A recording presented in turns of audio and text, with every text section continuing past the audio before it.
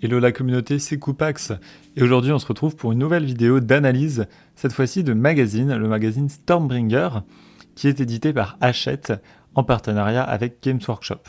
Donc, c'est un magazine qui est distribué toutes les 2 semaines il me semble, et qui a été fait sur le modèle de précédents magazines, de précédentes collections, donc Conquest, Mortal Realms et récemment Imperium, qui sont d'abord distribués au Royaume-Uni, en Allemagne et je crois en Espagne, et qui arrivent ensuite en France, en général 1 an après. Et donc dans ces magazines, comme vous pouvez le voir déjà sur l'image, il y a des figurines, des pots de peinture, des accessoires en tout genre pour votre hobby préféré. Et donc ce qu'on va faire aujourd'hui, c'est qu'on va analyser et voir si ce magazine est intéressant financièrement ou même de manière générale, est-ce que ça vaut le coup de s'y abonner. Je commencerai par une petite présentation de ce que c'est Stormbringer exactement. Je présenterai ensuite toutes les armées qui sont présentes dans ce magazine. Au total, il y en a 4-5, en plus ou moins grand nombre de points notamment, et aussi de numéros. Et enfin, je passerai rapidement sur les pinceaux, les décors et les peintures qui sont présents dans le magazine pour arriver à une conclusion. Est-ce que ça vaut le coup ou est-ce qu'il vaut mieux passer son chemin ? Bien sûr, comme toutes mes analyses, ça reste complètement subjectif. Je vous encourage à donner votre avis aussi dans les commentaires, mais tout ce que je dis n'engage que moi. Alors, qu'est-ce que c'est Stormbringer ? Donc, c'est un magazine Hachette Games Workshop, comme je l'ai déjà dit. Environ 40 € par mois, c'est ça si vous prenez l'abonnement. Parce que chaque numéro actuellement de Imperium, donc la collection pour Warhammer 40 000, coûte 10,89 €. Avant c'était 9 € et quelques, et là ça a augmenté il y a quelques mois. Et donc il est probable que Stormbringer vale également 10,89 €, voire plus, on ne sait pas, avec l'inflation et l'augmentation des prix de Games Workshop. Donc au total, si vous êtes abonné, vous recevrez 4 numéros par mois, ce qui vous fait un total de 42 € environ, ou plus si vous prenez l'option premium qui est à 2,50 € par magazine, ce qui en tout sur les 80 magazines de la collection représente quand même 200 € en plus. Comment acheter ces magazines ? Vous avez le choix, soit vous les achetez chez votre marchand de journaux, soit sur internet via Forbidden Planet par exemple, je mets tous les liens dans la description, soit par abonnement via Hachette, ce qui vous donnera des cadeaux supplémentaires. Et au niveau de la sortie en France de ce magazine, on ne sait pas trop. Si c'est comme les collections précédentes, ça sortira sûrement 1 an après sa sortie au Royaume-Uni, qui était donc en février 2022, et donc, non, pardon, en février 2023, et donc il est probable que ça arrive début 2024, mais bien sûr, rien n'est certain. Il faut aussi donc garder en tête que si l'analyse que je fais des points est valable en ce mois d'octobre 2023, peut-être que dans quelques mois il y aura eu des rééquilibrages du côté de One Page Rules, et donc certaines armées vaudront moins que ce qu'elles valent actuellement. Donc attention à bien vérifier, mais ça vous donnera quand même un bon ordre d'idée. Alors si vous vous abonnez via Hachette, vous aurez des cadeaux en plus, à savoir 5 cadeaux qui seront distribués pendant les premiers envois. Donc le premier, ce sera les lots d'outils avec les pinces, la colle et les barbeurs Citadel. Vous aurez ensuite un classeur gratuit. Les autres seront payants à hauteur de 8 € par classeur. Je crois qu'il y en a 4 ou 5 au total dans la collection et vous permettront de ranger les magazines papier. Enfin, vous aurez un set de 3 pinceaux Citadel. Je ne sais pas trop ce que ça vaut. Et une petite tasse à café ou à thé très sympa qui change de couleur avec la chaleur. Et enfin, un petit rack à peinture, donc de quoi organiser vos peintures préférées, ça c'est chouette. On va commencer par s'intéresser à la faction de l'Ordre, qui sera composée de 3 armées, les Gardiens éternels, les Nains des cieux et les Elfes des bois. Pour les Gardiens éternels, on commence avec tous les héros. On en a beaucoup. Au total, il y en a 7, ce qui est pas mal par rapport au nombre de numéros des Stormcast. Je crois qu'il y en a 17-18, donc c'est quand même une grosse majorité. Donc, c'est des figurines assez fortes, assez belles. Le seul problème, c'est que pour One Page Rules, ça a un peu tendance à faire doublon et le nombre de héros est assez limité. Donc c'est toujours très chouette à peindre. Et il y a des figurines qui ont vraiment beaucoup de valeur. Si jamais vous voulez en revendre pour en garder que certaines, ce sera toujours possible, étant donné que c'est des figurines rares et assez belles. Mais c'est pas le mieux niveau diversité des unités. En tout cas, j'ai mis à l'écran leur valeur dans One Page Rules. J'ai pas fait toutes les améliorations, mais grosso modo, les figurines correspondent aux unités qui sont mises à côté. Donc je vous laisse mettre sur pause si jamais vous voulez regarder un petit peu plus en détail. Ensuite, on a l'infanterie. Ici, on a plus d'unités, plus de numéros. Les gardiens ils sont divisés en deux groupes de 5 dans deux numéros différents. Pareil pour les gardiens archers qui sont divisés en groupes de 5. Ça fait partie des seules unités des gardiens éternels qui ont 1 PV, donc ils sont plus faibles, mais d'un autre côté ça fait aussi plus de masse, ça peut faire un peu écran sur le champ de bataille, et surtout c'est moins cher, donc ça vous permet d'avoir plus d'unités pour un nombre de points équivalent. Vous avez aussi un numéro avec 6 Gryph-hound, donc vous pouvez les jouer en deux groupes de 3, et également les prétoriens qui sont assez chouettes, mais qui n'ont aucune option de construction, mais qui ont l'aptitude Head Taker, et donc qui ont AP2 quand ils attaquent des ennemis qui ont 3 PV ou plus, ce qui est assez pratique. Mais par exemple contre les gobelins qui composent toute l'autre partie du magazine, ça va pas être des aptitudes super utiles, parce qu'il y aura beaucoup d'infanterie en face et pas tellement de monstres ou de héros avec beaucoup de points de vie. Ou en tout cas, ils ne seront pas forcément accessibles directement, ils seront derrière une unité de 20 ou une unité de 10, quoi. Donc bien protégés. Et enfin, au niveau des élites, on a 2 dragons éternels. Donc là, c'est des figurines trop belles, elles sont réparties en 3 magazines, celles-ci. Donc ça fait 30 € pour les deux, ce qui est carrément rentable. Et ils sont assez forts dans One Page Rules, avec un coût en points qui est toutefois très raisonnable.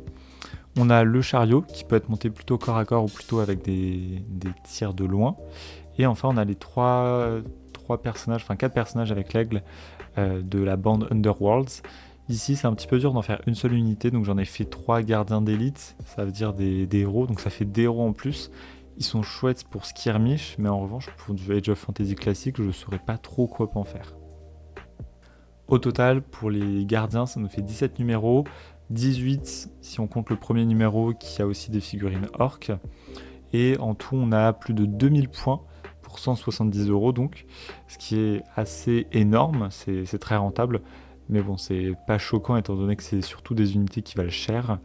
On a une bonne diversité, à part effectivement les héros qui sont beaucoup trop nombreux, mais ça reste en tout cas très intéressant pour son prix. On passe ensuite aux Sylvanettes, ou plutôt les elfes des bois ici, avec quelques unités, 7 numéros en tout, qu'on va analyser tout de suite. On a 2 héros, à savoir un Treeman Elder et un Revenant Elder. Là je leur ai pas mis d'amélioration, mais vous pouvez en faire des magiciens ou des personnages plutôt corps à corps, qui sont pratiques, et je trouve que les figurines sont magnifiques. On a ensuite le reste des troupes avec 2 groupes de Tree Revenants. Je crois que vous pouvez les monter de plusieurs manières différentes. Ici encore une fois j'ai pas mis d'option, mais libre à vous d'en choisir d'autres. Vous avez ensuite une bande Underworlds, donc c'est que des personnages différents, très pratique pour des skirmish, un peu moins pour du Age of Fantasy.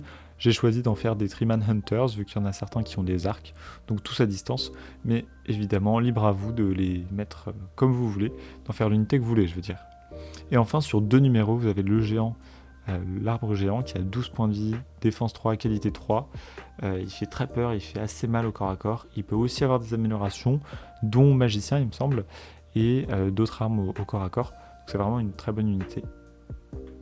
Ensuite on continue avec les nains des cieux qui eux ont été un peu moins gâtés. Ils ont seulement 4 numéros qui leur sont dédiés, ce qui fait 4 unités.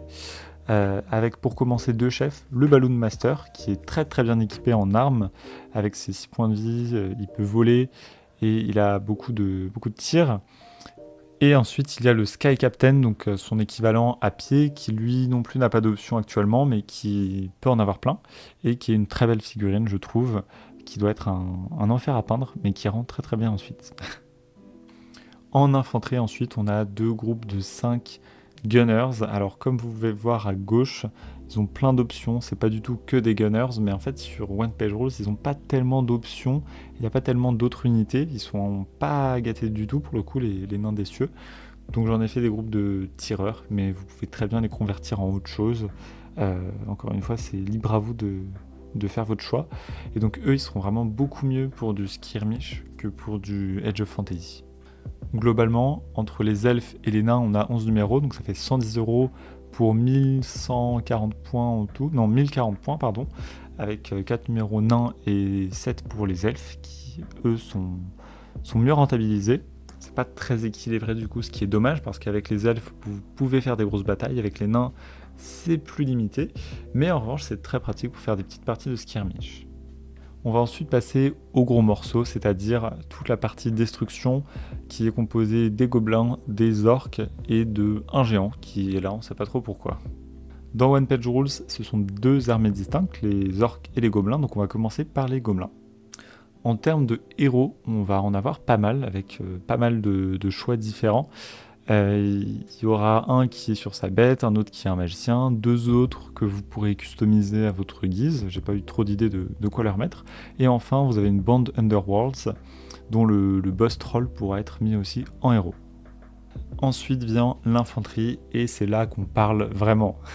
Vous avez déjà un groupe de Squig, qui est donc réparti en deux groupes de 5 pour One Page Rules. Vous avez ensuite les respirateurs, les renifleurs de champignons en gobelins. Ensuite, vous avez une bande Underworlds avec des Oruks et des gobelins, donc ça pourra faire des petits assassins qui se jouent par 3.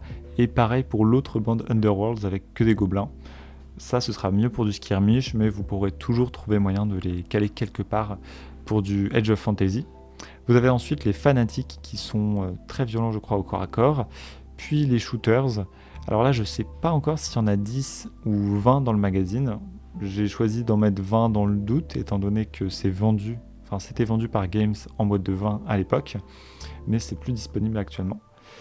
Et enfin, vous avez un groupe de Beast Riders, donc de la cavalerie très fragile, mais très rapide, et je crois que ça peut faire mal au corps à corps. Comme vous le voyez, ça manque un petit peu d'unités élites. Par exemple, on n'aurait pas dit non à un troll ou deux, ou à des araignées, les grosses araignées qu'ils ont, les gobelins. Ça aurait été très chouette, mais non, ils ont vraiment que de l'infanterie et des héros. Donc c'est un petit peu dommage. Et on va passer à leurs grands frères, les orques. Ici, on aura un mix d'orques brutaux et d'oruks, donc plutôt les orques des marécages. On va commencer par les chefs. Là, on a un petit peu de tout. 2 orques bruts et 2 orques des marécages. Donc le brut orc boss à 6 points de vie, il va taper assez fort. Ensuite, on a un deuxième qui a 6 points de vie. Qui a 3 points de vie, mais qui tapera fort aussi. Ensuite, on a 2 mob leaders. Donc eux, c'est des orques avec des qualités un peu pourries, mais qui sont surtout là en soutien. Donc le War Chanter qui pourra donner des boosts au corps à corps. Et le chaman qui pourra lancer des sorts, évidemment. On enchaîne avec l'infanterie. On commence par 2 groupes de 10 hobgoblins. Donc là, ils sont très bien pour faire des PV supplémentaires à un boss et l'escorter sur le champ de bataille, ou alors juste pour venir bloquer des objectifs par leur nombre. On aura ensuite un groupe de 10 orques. Là, c'est en un seul numéro, c'est dans les premiers numéros, je crois, donc il coûte vraiment que 5€ pour 10 orques. C'est vraiment pas mal pour faire de l'infanterie, et ils se peignent plutôt bien au contraste. On a ensuite des Hard Boys. On en a en tout 9, donc c'est parfait pour du One Page Rules, vu qu'ils se jouent en groupe de 3. Ça nous permettra de faire 3 unités. Et enfin, on a 3 Sniper Orcs qui sont vraiment magnifiques, je trouve, et qui sont pratiques parce qu'il n'y a pas énormément de tirs dans One Page Rules Fantasy, donc c'est assez pratique d'avoir des unités comme ça dans nos armées. Et enfin, c'est sur les élites que les orques vont vraiment se distinguer par rapport aux gobelins, parce qu'ici on aura plusieurs monstres. Le premier, le rampeur des marais, qui sera divisé en 2 numéros, le deuxième en 2 numéros également. Donc des bons gros monstres avec 6 points de vie, 12 points de vie et des défenses pas trop mal pour du fantasy, qui seront surtout au corps à corps. Je me souviens plus s'il y a des options, mais en tout cas ils pourront faire quand même du gros dégât et bien tenir les objectifs. Et surtout, c'est des figurines magnifiques. Et enfin, on aura l'artillerie orc. Et comme je le disais, c'est assez rare et donc pratique d'avoir de l'artillerie. Surtout qu'ici, avec le Deadly 6, on pourra espérer faire des morts assez facilement depuis l'autre bout de la carte. En conclusion, on a 12 numéros pour les gobelins, ce qui représente 900 points, et 15 numéros pour les orques, pour 1500 points. Donc c'est déséquilibré. Mais on a beaucoup d'unités très belles, très chouettes, hyper emblématiques pour les gobelins, qui sont en nombre, ce qui est plutôt fluff. Et pour les orques, pareil, il y a un petit peu de tout, donc c'est quand même très chouette pour se faire une armée un petit peu diversifiée et pouvoir ainsi surprendre son adversaire en changeant un petit peu la composition d'armée. Et enfin, on va voir une dernière unité qui est le géant pour les alliés donc de la destruction. Ce sera une unité en 260 points. Là, j'ai pris le géant le moins cher. Il est en 2 numéros d'ailleurs. Mais vous pourrez choisir de prendre un des autres géants. Vraiment, c'est libre à vous de choisir lequel vous voulez. Il y en a qui sont plus chers, plus forts. Et malheureusement, il y a beaucoup d'autres numéros qui sont pour des peintures ou du décor que Games va un peu vendre cher pour ce que c'est, surtout les numéros de peinture, donc c'est pour ça qu'il y en a 16. Ça fait quand même 34 pots de peinture, ce qui n'est pas rien du tout, surtout que parfois c'est des bonnes peintures, mais ça reste relou parce que donc, dans ce magazine, ce qui nous intéresse en général, à moins que vous vous lanciez complètement, c'est les figurines, pas tellement les peintures ou les pinceaux qui sont vraiment pas terribles.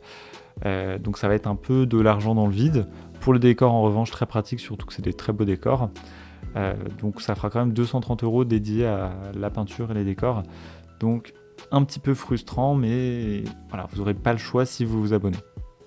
Et enfin, on aura l'option Premium, donc qui coûtera 200 € en plus si vous la gardez pendant tout l'abonnement, ou alors 2,50 € par numéro jusqu'à ce que vous arrêtiez votre abonnement. Et donc elle nous rajoutera du contenu supplémentaire. On va tout de suite voir en détail un peu ce que c'est.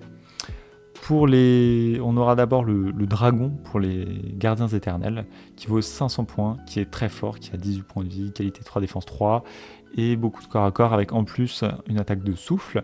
Donc c'est une figurine qui est géante et que je trouve magnifique. Vous aurez ensuite pour les orques pour 400 points, donc 100 points moins cher. Pareil, 18 points de vie, mais défense et qualité un petit peu moindre, mais une bonne unité bien corps à corps qui pourra faire du gros dégât et qui vole également. Ensuite, on aura pour les trolls, enfin pour les gobelins, donc un troll boss avec 6 points de vie et suivi de 3 trolls. Vous pouvez en faire donc des trolls des caves, des trolls des rocs, ou comme vous voulez en fait, ça leur donnera des bonus un petit peu différents. Et enfin, vous aurez pour les nains 3 unités en plus, donc encore un chef, 3 petits balloon wardens qui volent, et un vaisseau. Au total, ça nous fera 1800 points, grosso modo, pour 200 €, ce qui est plutôt pas mal. Donc 400 points pour les orques, 420 points pour les nains, 500 points pour les gardiens éternels, et 435 pour les gobelins. Donc ce sera des chouettes unités qui, si vous avez déjà une bonne armée, viendront les compléter et pourront faire des batailles spectaculaires. En revanche, si vous n'avez pas trop d'unités, ça n'aura pas forcément de sens d'avoir une figurine à 500 points parce que vous ne pourrez même pas la placer sans que la game soit complètement déséquilibrée. Après voilà, comme je le dis, c'est des figurines qui sont magnifiques et donc ça fait toujours plaisir de les avoir à prix réduit dans une collection parce que donc, si on divise par 4 les 200 €, ça fait 50 € à chaque fois pour chaque figurine, sachant qu'elles sont plutôt vendues aux alentours de 120, en tout cas pour les 2 gros dragons. Ce sera carrément intéressant de les avoir à moitié prix. Et enfin la conclusion, le total de points qu'on attendait tous, eh bien on a 5700 points sans le premium pour 850 €, sachant que dans ces 850 €, on a aussi 200 € qui vont dans des peintures et des décors. Avec le premium, on passe à 7500 points pour 1050 €, donc ça commence à représenter vraiment une belle somme pour des figurines. Sachant que le calcul est le suivant, donc premier numéro à 2 €, les deuxième et troisième à 5 € et ensuite les 77 autres sont à 10,89 € a priori, comme je vous l'ai dit, ça a encore le temps d'augmenter, donc ça fait un coût total à 850 plus 32 € pour les classeurs, donc 880 € si vous vous abonnez. Ça peut être moins cher si vous achetez à l'unité, mais voilà. Donc globalement, pour 1 € dépensé, vous avez presque 7 fois le nombre en points, ce qui est similaire aux boîtes Vanguard, en moyenne bien sûr. Donc c'est un petit peu mieux parce que vous avez en plus toutes les peintures et les décors, et aussi les magazines, on n'en a pas parlé, mais dans ces magazines, vous avez des notices de montage, mais aussi des informations sur l'univers de Warhammer, ou des conseils de peinture et autres. Donc ça peut toujours être intéressant si vous aimez vous plonger dans l'univers de Warhammer. Donc la conclusion de la conclusion, ce que je vous recommande, c'est de l'acheter que à condition d'avoir quelqu'un avec qui partager, donc pour ne pas prendre les 2 armées, parce que vous risquez très vite de vous retrouver complètement submergé par la quantité de figurines, surtout au niveau des gobelins, où là, si vous n'avez pas de contraste, vous allez passer un très mauvais moment, parce qu'il y a vraiment une quantité astronomique de figurines à l'unité. Là où les Stormcast sont déjà plus chers, donc même avec moins de figurines, vous pouvez avoir une belle armée. L'autre solution, c'est d'acheter à l'unité, soit via les sites susmentionnés, soit chez votre marchand de journaux. Je sais qu'il y a pas mal de gens qui ont des accords avec leur marchand de journaux, donc vous lui dites que vous êtes intéressé. Et parfois, il est possible qu'ils puissent vous mettre des numéros de côté, s'il est sympathique. Bien sûr, ça ne marche que si c'est un marchand de journaux que vous connaissez. Ça ne marchera pas avec les Leclerc Culture ou autres. Il y a une autre reproche juste que je voulais faire à cette collection, c'est que ça manque un petit peu de numéros impressionnants, comme on a eu d'un Imperium avec la cour royale Necron, avec les 2 patrouilles, Sœurs de bataille et Space Marine pour des prix ridicules. On avait beaucoup de figurines vraiment très chouettes et très belles. Là, c'est quand même beaucoup plus raisonnable, entre guillemets, même par rapport à Mortal Realms, où il y avait des lots un petit peu de figurines Stormcast dans certains numéros. Là, les numéros qu'il faut absolument s'arracher sont assez rares. Donc j'ai pas fait la comparaison avec Mortal Realms, parce que ça ferait beaucoup beaucoup de travail. Mais si vous êtes curieux, je vous laisse le faire et le dire dans les commentaires. Et donc voilà, pour tout résumer, achetez-le si ça vous fait plaisir, évidemment. Euh, mais je vous conseille quand même de choisir les numéros que vous achetez ou alors de les partager avec quelqu'un, au risque de vous retrouver submergé et juste de perdre votre motivation et votre enthousiasme pour peindre lorsque vous verrez votre pile de la honte énorme. Surtout que rappelez-vous que c'est pas si facile de vendre les numéros, donc se dire qu'on va tout revendre ensuite pour l'avoir testé, hein, je ne fais pas les leçons comme ça, mais souvent c'est plus difficile de revendre les numéros que ce qu'on peut croire, ou en tout cas de les revendre à bon prix entre guillemets, parce que vous aurez toujours des numéros de peinture ou d'accessoires pas intéressants qui se revendront pas, et donc qui resteront dans vos placards, prendront de la place et seront un peu frustrants, quoi. Voilà, en tout cas merci d'avoir regardé, n'hésitez pas à commenter, à poser vos questions, et je vous dis à dimanche prochain. Ciao.